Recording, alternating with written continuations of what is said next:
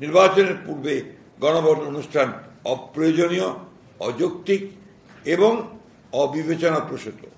সংস্কার কমিশনগুলোর কাছে আমরা সংবিধান, বিচার বিভাগ, নির্বাচনী ব্যবস্থা সংস্কার, প্রশাসন, দুর্নীতি দমন কমিশন ও পুলিশ প্রশাসন সংক্রান্ত বিষয়ে আমাদের দলের পক্ষ থেকে বিস্তারিত মতামত প্রদান করেছি। অন্যান্য রাজনৈতিক দলসমূহ তাদের মতামত প্রদান করেছেন। পরবর্তীতে উক্ত 6টি সংস্কার কমিশনের সাথে আমাদের এবং অন্যান্য রাজনৈতিক দলের দীর্ঘ আলোচনা অনুষ্ঠিত হয়। উক্ত 6টি সংস্কার কমিশন কর্তৃক প্রণীত সংস্কার প্রস্তাবগুলোর ওপরই দফাভিত্তিক আলাপ আলোচনা অনুষ্ঠিত হয়েছিল। সেই সমস্ত আলাপ আলোচনার ফলস্বরূপ প্রণীত রিপোর্টের উপর ভিত্তি করেই জাতীয় ঐক্যমত্য কমিশন গঠিত হয়, যার সভাপতি মাননীয় প্রধান উপদেষ্টা। জাতীয় ঐক্যমত্য কমিশনের সাথে রাজনৈতিক দলসমূহের প্রথম বৈঠকে মাননীয় প্রধান উপদেষ্টা বলেছিলেন যে সমস্ত বিষয়ে রাজনৈতিক দলসমূহের সাথে ঐকমত্য প্রতিষ্ঠিত হবে, সেই বিষয়গুলো অন্তর্ভুক্ত করে একটি জাতীয় সনদ প্রণীত ও স্বাক্ষরিত হবে। পরবর্তীতে নির্বাচিত জাতীয় সংসদ সেই সনদের বিষয়গুলো বাস্তবায়ন করবে। জাতির উদ্দেশ্যে দেওয়া বিভিন্ন ভাষণ তার এই বক্তব্য সুস্পষ্টভাবে পুনর্ব্যক্ত করেছেন। জুলাই ঘোষণাপত্র এই বক্তব্য উদ্ধৃত হয়েছে। জাতীয় ঐক্যমত্য কমিশনের দীর্ঘ ধারাবাহিক আলোচনায় কিছু কিছু বিষয়ে কিছু কিছু রাজনৈতিক দলের ভিন্ন মত, নোট অফ ডিসেন্ট সহকারে ঐকমত্য হয়েছে। জুলাই জাতীয় সনদ 2025 যেভাবে প্রণীত হয়েছে তাতে নোট অফ ডিসেন্টের এই অংশ বক্তব্য স্পষ্ট উল্লেখ আছে যে ভিন্ন মত, নোট অফ ডিসেন্ট প্রদানকারী কোন রাজনৈতিক দল বা জোট তাদের নির্বাচনী ইশতেহারে উল্লেখপূর্বক যদি জনগণের ম্যান্ডেট লাভ করে তাহলে তারা সে মতে ব্যবস্থা গ্রহণ করতে পারবে। এখানে উল্লেখ্য জাতীয় ঐক্যমত্য কমিশনের সকল অনুষ্ঠান বিটিভি সহ অন্যান্য ইলেকট্রনিক মিডিয়ায় সম্প্রচারিত হয়েছে, যা সমস্ত জাতি প্রত্যক্ষ করেছে।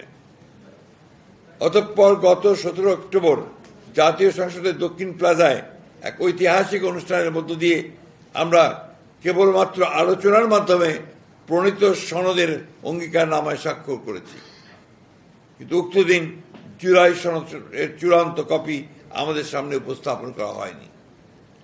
পরবর্তীতে প্রিন্টেড পুস্তক হিসেবে জুলাই জাতীয় সনদের কপি আমরা হাতে পাওয়ার পর আমাদের দৃষ্টিগোচর হয়েছে ঐক্যমত্যের ভিত্তিতে সম্মত কয়েকটি দফা আমাদের অগোচরে পুনরায় সংশোধন করা হয়েছে।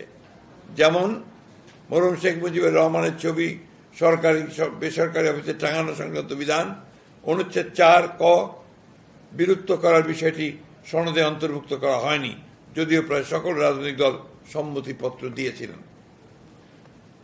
খ সংবিধানের 150(2) অনুচ্ছেদ 5, 6, 7 তফসিল পুরোপুরি বিলুপ্ত করার বিষয়ে ঐকমত্য কমিশনের প্রস্তাব বিষয়ে প্রায় সকল রাজনৈতিক দল সম্মতি প্রকাশ করলেও অগোচরে সেটা চূড়ান্ত সনদে সংশোধনী আনা হয়েছে। জুলাই সনদ 2025-এর বাস্তবায়নের প্রক্রিয়া সম্পর্কে জাতীয় ঐকমত্য কমিশনের 28 অক্টোবর সরকারের কাছে পেশ করা হয়েছে। প্রধান উপদেষ্টার কাছে প্রেরিত চিঠিতে জাতীয় ঐকমত্য কমিশনের সভাপতি হিসাবে মাননীয় প্রধান উপদেষ্টাও একজন দস্তখতকারী বটে। ঐকমত্য কমিশন এবং সরকার একই অঙ্গ হিসেবে প্রতীয়মান হয়। উক্ত পত্রে জুলাই সনদ 2025-এ সংবিধান সংস্কার সংক্রান্ত বিষয়গুলোকে দুইটি বিকল্প পদ্ধতিতে বাস্তবায়নের এবং আইনগত ভিত্তি প্রদানের জন্য সরকারের কাছে পেশ করা হয়েছে।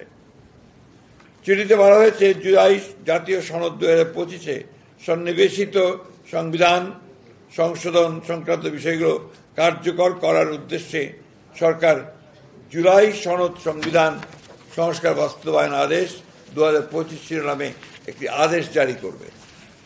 এরূপ প্রস্তাবিত আদেশের একটি খসড়া সংযুক্তি 2-এ, সংযুক্তি 3-এ সংযোজিত করা হয়েছে। সরকারের এরকম আদেশ জারি করার এখতিয়ার নাই। সংবিধানের 152 নম্বর অনুচ্ছেদের সংজ্ঞা অনুসারে আদেশ আইনের মর্যাদা প্রাপ্ত, অতএব সেটি জারি করা এখতিয়ার রাষ্ট্রপতির। বিকল্প প্রস্তাব 1A, সরকার জুলাই সনদ বাস্তবায়নের লক্ষ্যে একটি পূর্ণাঙ্গ খসড়া বিল গণভোটের স্থাপন করা হবে বলে উল্লেখ করা হয়েছে। বিলের তফসিল 1-এ সংস্কার প্রস্তাবসমূহ সন্নিবেশিত করা হয়েছে। বলা হয়েছে বিল সরকারি গেজেটে প্রকাশ করা হবে। বিলে উল্লেখ করা হয়েছে যে সংবিধান সংশ্লিষ্ট তফসিল 1 বর্ণিত 48টি দফার জাতীয় ঐক্যমত্য কমিশনের প্রস্তাবিত দফাগুলি উপরে গণভোট হবে। উক্ত দফাসমূহের বিপরীতে স্বাক্ষরিত জুলাই জাতীয় সনদে অন্তর্ভুক্ত রাজনৈতিক দলসমূহের মতামত, ভিন্ন মত, নোট অফ ডিসেন্ট উল্লেখ করা হয়নি। অর্থাৎ ঐক্যমত্য কমিশনের প্রস্তাব এবং সুপারিশ একপেশে ও জবরদস্তিমূলক জাতির উপর চাপিয়ে দেওয়ার চেষ্টা করা হয়েছে। তাহলে এটাই প্রতীয়মান হয় যে দীর্ঘ 1 বছরব্যাপী সংস্কার কমিশন ও জাতীয় ঐক্যমত্য কমিশনের সাথে রাজনৈতিক দলসমূহের দীর্ঘ ধারাবাহিক আলোচনা ছিল অর্থহীন, অর্থ ও সময়ের অপচয়, প্রহসনমূলক এবং জাতির সঙ্গে প্রতারণা। গণতন্ত্রের রাজনৈতিক দলগুলোর ভিন্নমত থাকবে, এটাই স্বাভাবিক। সে কারণে সংলাপের প্রয়োজন দেখা দিয়েছিল। কিন্তু ঐক্যমত্য কমিশন ভিন্নমত পোষণে রাজনৈতিক দলগুলোর গণতান্ত্রিক অধিকারকে আমলেই নেয়নি। উক্ত বাস্তবায়ন আদেশে বলা হয়েছে জাতীয় সংসদের সাধারণ নির্বাচনে নির্বাচিত প্রতিনিধিগণের সমন্বয়ে জাতীয় সংসদ গঠিত হওয়ার পাশাপাশি একই সঙ্গে একটি সংবিধান সংস্কার পরিষদ গঠিত হবে এবং তারা আলাদাভাবে সংসদ সদস্য এবং সংবিধান সংস্কার পরিষদ সদস্য হিসেবে শপথ নেবেন। অর্থাৎ নির্বাচিত জাতীয় সংসদটি একই সঙ্গে সংবিধান সংস্কার পরিষদ হিসেবে অভিহিত হবে। প্রশ্ন হল, নির্বাচন কমিশন সাংবিধানিকভাবে জাতীয় সংসদ এবং রাষ্ট্রপতি নির্বাচনের জন্য ক্ষমতা প্রাপ্ত। সংবিধান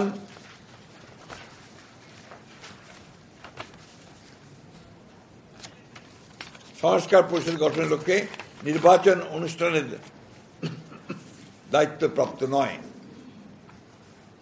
ঐক্যমত্য কমিশনের সঙ্গে রাজনৈতিক দলগুলোর আলোচনায় সংবিধান সংস্কার পরিষদ গঠনের বিষয়টি এজেন্ডাভুক্ত ছিল না, আলোচনার জন্য উপস্থাপিত হয়নি। সংবিধান সংস্কার পরিষদ গঠনের বিষয়ে কোনো ঐক্যমত্য হওয়ার অবকাশও ছিল না। উল্লেখ্য, জাতীয় কোনো সংবিধান সংস্কার পরিষদ গঠন করতে হলে তাও পরবর্তী জাতীয় সংসদের সিদ্ধান্ত নিতে হবে। বলা হয়েছে, উক্ত বাস্তবায়ন আদেশ অনুসারে অনুষ্ঠিত গণভোটে যদি ইতিবাচক সম্মতি পাওয়া যায় তাহলে সংবিধান সংস্কার বিলটি সংবিধান সংস্কার পরিষদ তার দায়িত্ব পালনে সহায়ক হিসেবে বিবেচনা করবে।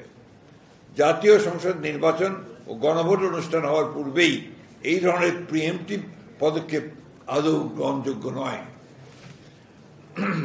বলা হয়েছে, সংবিধান সংস্কার পরিষদ প্রথম অধিবেশন শুরুর তারিখ হতে 270 পঞ্জিকা দিবসের মধ্যে যদি সংস্কার সম্পন্ন করতে ব্যর্থ হয় তাহলে গণভোটে অনুমোদিত সংবিধান সংস্কার বিলটি স্বয়ংক্রিয়ভাবে সংবিধানে অন্তর্ভুক্ত হবে, যা সম্পূর্ণ অযৌক্তিক, উদ্দেশ্য প্রণোদিত ও হাস্যকর। জাতীয় সংসদের অনুমোদনের পর যে কোনো বিল রাষ্ট্রপতির অনুমোদন প্রাপ্তির পরই কেবল আইনে পরিণত হয়। স্বয়ংক্রিয়ভাবে সংবিধান অন্তর্ভুক্ত হওয়ার কোনো সুযোগ নেই, তা গণতান্ত্রিক রীতি ও সংসদীয় সার্বভৌমত্বের পরিপন্থী। বিকল্প 2 প্রস্তাবে জুলাই সনদ আদেশের বিষয়টি বিল আকারে না দিয়ে সংবিধান সংস্কার সম্পর্কিত প্রস্তাবসমূহ সরাসরি গণভোটে উপস্থাপন করা হবে মর্মে উল্লেখ করা হয়েছে। এক্ষেত্রে ঐক্যমত্য কমিশনের আলোচনাকালে বিভিন্ন বিষয়ে রাজনৈতিক দলসমূহ কর্তৃক প্রদত্ত মতামত, ভিন্নমত ও নোট অফ ডিসেন্ট গণভোটে উপস্থাপনের সুযোগ রাখা হয়নি। চিঠিতে বলা হয়েছে, জাতীয় সংসদ নির্বাচনের পূর্বে অথবা নির্বাচনের দিন উক্ত আদেশ অনুযায়ী গণভোট নির্বাচন করা যেতে পারে। এখানে উল্লেখ করা প্রয়োজন যে বিএনপি জাতীয় ঐক্যের স্বার্থে জুলাই সনদের আইনি ভিত্তি রচনা এবং জনগণের সম্মতি গ্রহণের জন্য জাতীয় সংসদ নির্বাচনের দিনেই গণভোটের প্রস্তাব করেছিল। 2026 সালের ফেব্রুয়ারি মাসের প্রথমার্ধে নির্বাচন অনুষ্ঠানের ঘোষণা দিয়েছিলেন প্রধান উপদেষ্টা। সেক্ষেত্রে নির্বাচন অনুষ্ঠানের আগে প্রস্তাবিত গণভোট অনুষ্ঠান সম্ভব নয়। সময় স্বল্পতা, নির্বাচন অনুষ্ঠানের জন্য বিপুল অঙ্কের ব্যয় এবং আইন শৃঙ্খলা বাহিনী সহ ব্যাপক লোকবল নিয়োগ এবং একটি জাতীয় সংসদ নির্বাচন অনুষ্ঠানের মতো বিশাল আয়োজনের বিবেচনায় নির্বাচনের পূর্বে গণভোট অনুষ্ঠান অপ্রয়োজনীয়, অযৌক্তিক এবং অবিবেচনাপ্রসূত। একই আয়োজনে একই ব্যয়ে জাতীয় সংসদ নির্বাচনের দিনই গণভোট অনুষ্ঠান করা বাঞ্ছনীয়।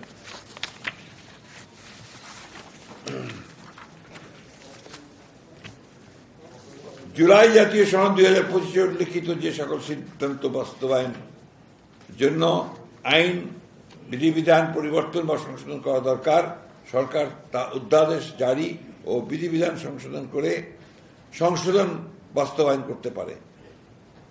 সংযুক্তি 4, যে সকল সিদ্ধান্ত নির্বাহী আদেশে বাস্তবায়নযোগ্য সেগুলো অবিলম্বে সরকার ও সংশ্লিষ্ট কর্তৃপক্ষ বাস্তবায়ন করতে পারে। সংযুক্তি 5, এই প্রস্তাবের সাথে আমরা প্রায় সকল রাজনৈতিক দল ঐকমত্য পোষণ করেছি। এছাড়া জুলাই জাতীয় সনদ বাস্তবায়ন এর আইনি ভিত্তি দেওয়ার জন্য আমরা গণভোটে সম্মত হয়েছি। যে সকল বিষয়ে ভিন্নমত, নোট অফ ডিসেন্ট সহ ঐকমত্য হয়েছে তার উল্লেখ না রেখে দীর্ঘ আলোচনায় যেসব প্রসঙ্গ আলোচনা আসেনি তা অন্তর্ভুক্ত করে জাতীয় ঐকমত্য কমিশনের অন্য সকল সুপারিশ অগ্রহণযোগ্য বিধায় আমরা একমত হতে পারছি না। আমরা অত্যন্ত দুঃখের সাথে লক্ষ্য করেছি যে এই সকল সুপারিশ কেবল জাতিকে বিভক্ত করবে, ঐক্যের বদলে অনৈক্য সৃষ্টি করবে। মন গড়া যে কোনো সংস্কার প্রস্তাব গ্রহণ করলে জাতীয় জীবনে দীর্ঘমেয়াদে অকল্যাণ ডেকে নিয়ে আসতে পারে। আমরা আশা করি জাতির প্রত্যাশা পূরণে এবং দীর্ঘ 16 বছরের ফ্যাসিবাদ বিরোধী গণতান্ত্রিক আন্দোলন ও 2024 সালের ছাত্র গণ অভ্যুত্থানের সকল শহীদের রক্তের অঙ্গীকার অনুযায়ী এবং যারা দীর্ঘ এই সংগ্রামে ফ্যাসিবাদী শাসনামলে গুম, খুন, অপহরণ, নির্যাতন, মামলা হামলার শিকার হয়েছেন তাদের প্রত্যাশা অনুযায়ী জাতীয় ঐক্যমতের ভিত্তিতে একটি শক্তিশালী গণতান্ত্রিক রাষ্ট্র পুনর্গঠন করতে পারব। প্রতিষ্ঠিত হবে সাম্য, মানবিক মর্যাদা ও ন্যায় বিচার ভিত্তিক সমাজ ও রাষ্ট্র ব্যবস্থা। সেই লক্ষ্যে জাতীয় ঐক্য বজায় রাখা আমাদের সকলের কাম্য এবং জুলাই গণ অভ্যুত্থান পরবর্তী সময়ে জাতির অভিপ্রায় অনুযায়ী সাংবিধানিক ধারাবাহিকতায় প্রতিষ্ঠিত বর্তমান অন্তর্বর্তীকালীন সরকারের প্রধানতম লক্ষ্য হবে একটি সুষ্ঠু, নিরপেক্ষ, গ্রহণযোগ্য জাতীয় সংসদ নির্বাচনের মাধ্যমে একটি নির্বাচিত রাজনৈতিক সরকার প্রতিষ্ঠা করা এবং উক্ত জাতীয় সংসদকে প্রকৃত অর্থে জাতীয় জীবনের সকল কর্মকাণ্ডের কেন্দ্রে পরিণত করা।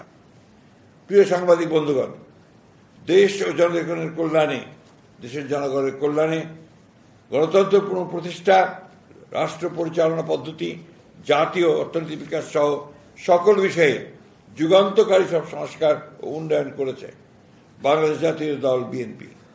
শহীদ রাষ্ট্রপতি জিয়াউর রহমানের 19 দফা কর্মসূচি, দেশনেত্রী বেগম খালেদা জিয়ার ভিশন 2030 এবং জনাব তারেক রহমানের 27 দফা যা আন্দোলনের সহযোগিতার মতামত ভিত্তিতে 31 দফায় পরিণত হয়।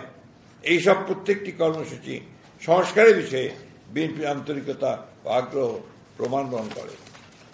প্রায় গত 1 বছর ধরে আমাদের দল এবং দলের দায়িত্বে প্রাপ্ত প্রতিনিধিগণ অন্তর্বর্তীকালীন সরকারের গঠিত সংস্কার কমিশন এবং ঐক্যমত্য কমিশনের সকল সভা আলোচনায় সক্রিয়ভাবে অংশগ্রহণ করেছে এবং ইতিবাচক ভূমিকা পালন করেছে। ঐক্যমত্য প্রতিষ্ঠার স্বার্থে আমাদের দলের পক্ষ থেকে অনেক বিষয়ই ছাড় দেওয়া হয়েছে।